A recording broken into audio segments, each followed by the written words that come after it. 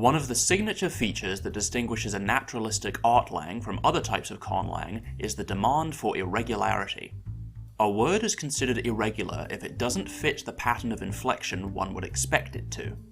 In English, the standard past tense is formed by adding the ed suffix, and the vast majority of verbs follow this pattern. However, there are a number of verbs that exhibit completely different, sometimes totally unique patterns for the past tense, and are therefore considered irregular.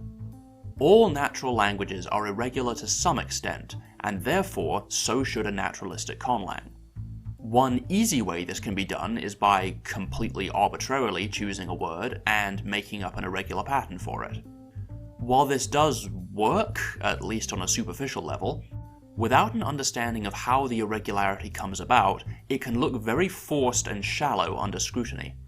After all, irregularity doesn't just appear out of the blue, it's a natural and unavoidable consequence of linguistic evolution. One of the great advantages of using a proto-language is that, as you evolve your conlang, irregularity should arise naturally without you, necessarily, having to do anything. Let's say we've got a proto-language in which the only consonant that can serve as a coda is N, just like Japanese. We'll coin a couple of words and create a basic tense suffix of the form lu. If we implement a sound change wherein L following N becomes D, then any word that ends in N will have a past tense suffix of the form du rather than the lu suffix one would expect. Although it might look like it, this, technically, isn't irregularity of the truest sense, because the irregularity can be predicted from the phonetic environment without exception, and thus can be described with a simple allophonic rule. This is what George Corley of the Conlangery podcast terms regular irregularity. It looks irregular at first, but there's actually a regular and predictable underlying pattern to it. To create genuine irregularity, we need to remove the element of predictability. If we implement word final vowel loss, we see that the vowels these words used to end in now only surface in the suffixed forms, and the only way of knowing which pattern a given verb follows, at least without knowing its etymology, is just through sheer memorization. This gives us 3 different conjugations based on which vowel appears in the suffixed form. This is one very easy way to create multiple paradigms. In fact, this is very similar to the process that produced the 4 conjugations of Latin. However, this still doesn't count as true irregularity because none of these patterns are the default. A verb is just as likely to belong to one conjugation as any other, so they're all treated as regular patterns. What makes a word irregular is the fact that it doesn't follow any of the expected patterns. However, while in the proto-language we knew for certain that any word that ends in an N would take the du suffix, now that word final vowels have been lost, we have some words that end in N that don't take du, but instead fit the regular patterns. So at this point in the language's history, most words ending in N will be regular, but a small number of them will fit a pattern that seems totally arbitrary and unrelated. With just 2 sound changes, we've managed to get 3 conjugations and a class of irregular verbs. This kind of phonologically driven irregularity happens when a sound change affects only a small subset of words, and then the feature of the phonetic environments that makes the change in pattern predictable is lost. As I say, this may happen without you even intending it as you apply sound changes. All you have to do is keep an eye out for when it occurs.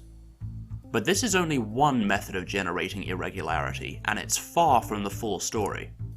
If we look at English, we see that just about all of our most commonly used verbs are irregular, and it's most often the same in other languages too, much to the chagrin of language learners everywhere. This isn't due to phonology or sound changes, it's the byproduct of another process. Many of English's irregular verbs are derived from Germanic strong verbs, in which the regular past tense was marked by umlaut. However, at some point, a different strategy for marking the past tense came about, one by adding a final ed, and it began to steadily replace the pattern of vowel alternation.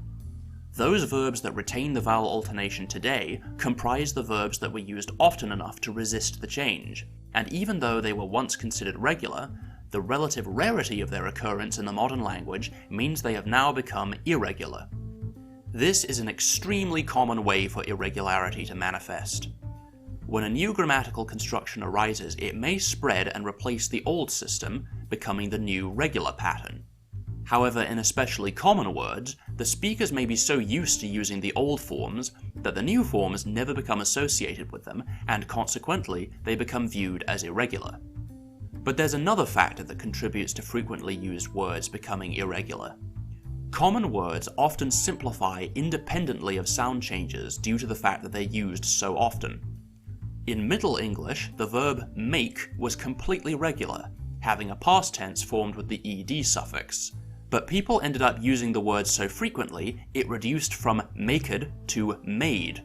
However, this didn't affect less common verbs, so the past tense of bake is still baked, not bade.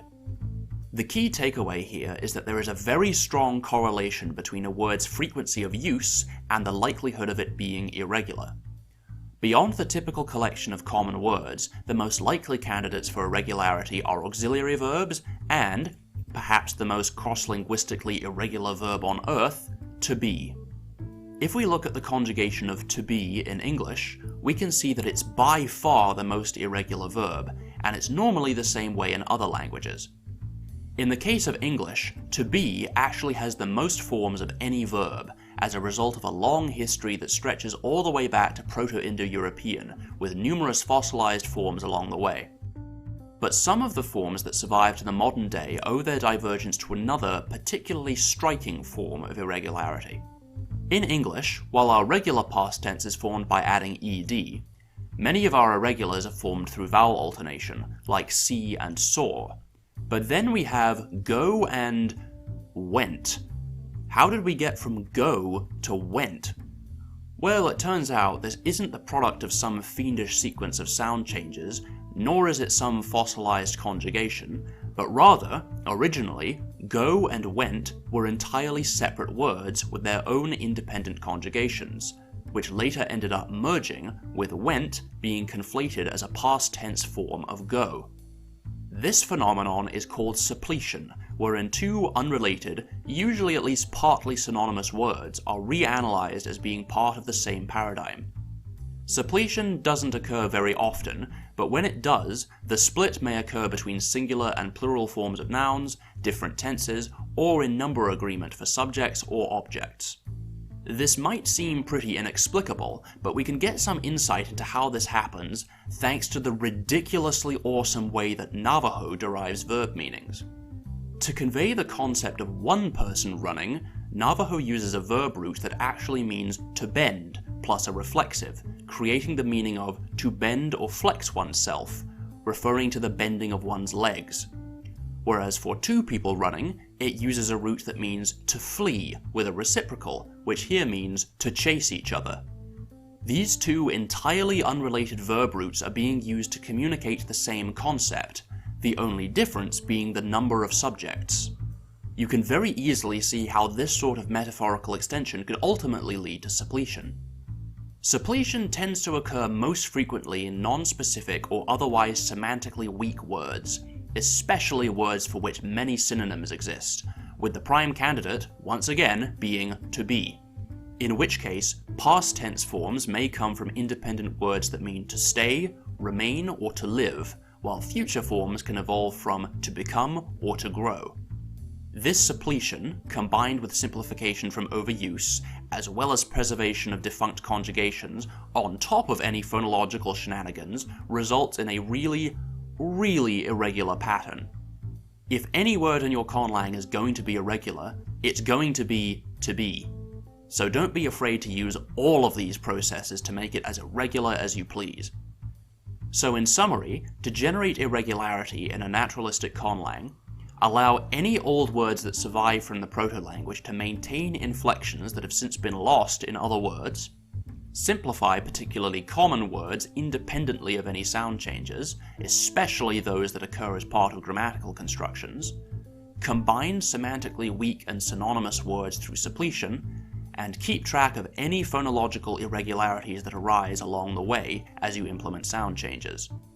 If you stick to these principles, you'll be well on your way to making a conlang that replicates the same kind of irregularity that we see in natural languages, and that will make your language feel all the more authentic and real.